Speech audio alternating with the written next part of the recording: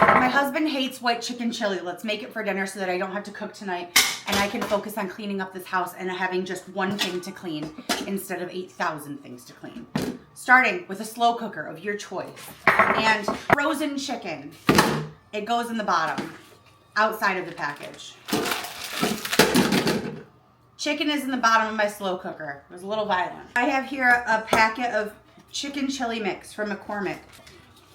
Drain and rinse the following cans of things. Drain and rinse, and then we're gonna pop them in. You're probably wondering, Jessica, how are you going to drain and rinse them when your kitchen sink is so full? Carefully is the only answer. And by moving dishes out of the sink. Beans and hominy, drained and rinsed into your pot. Wash your fucking hands. Several times throughout this entire process, wash your fucking hands. Green chilies. 2 cups of water, 2 tablespoons of chicken bouillon, or 2 cups of chicken broth. Whatever you've got. It does not matter to me. I'm not eating yours, I'm eating mine, and I have this. I don't have chicken broth. Using our Christmas spoon, we're gonna give this a little zhuzh to make sure that things are getting incorporated the way that they need to be so that things can cook the way that they need to be.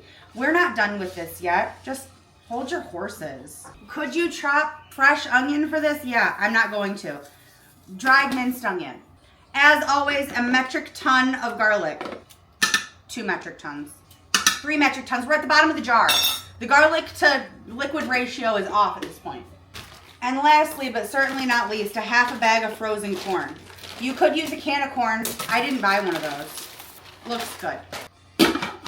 High for 4 hours, low for 6 to 8. We'll probably be low for 6. If you cook chicken too long in a slow cooker, it turns to mush. And I'm not looking for mush. I'm looking for chicken chili. Got it?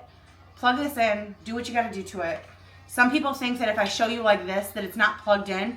I plug things in off camera. I move things to the side to plug them in because I don't have a plug right here. I don't know why that's so hard for people to understand. Several hours have passed. My crock pot chicken chili should be done. We are going to pull our chicken out, shred it up, add it back in, give it a good stir, and decide if it needs to be thickened in any way. If you've let this go for 6 hours on low, it should just fall apart. It should just shred, and I'm able to shred it just with my tongue, so perfect. Now, I don't think mine's gonna need to be thickened, but if I did need to thicken this, I would just pull some of the beans out and mash them up and then add them back in, or I would add in some instant potato flakes. I always keep that on hand to thicken soup, stews, and anything of the nature. I like a good hearty chunk of chicken, so I don't want to shred this up until it is like indiscernible. I'm gonna just cube up 4 ounces of pepper jack. So like half of this block, because I want some to top it with. Place it on low for just a little bit longer, and then we will serve it up.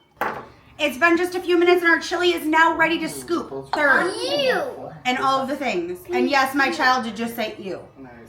Welcome to my life. There you have it, white chicken chili. Now let's load this up. On top of mine, I'm going to put some pepper jack. I'm gonna put a dollop of Daisy, squeezable sour cream. Not sponsored, but should be. And last but not least, I will be serving this alongside of some chili garlic chips. And this is the proper way to eat this chili. You take your chip, you scoop it, you get a little bit of everything. And I know what you're thinking. Is it even good?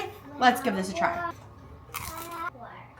It is so good. But of course it's good. I made it. Follow along for more aggressive tutorials.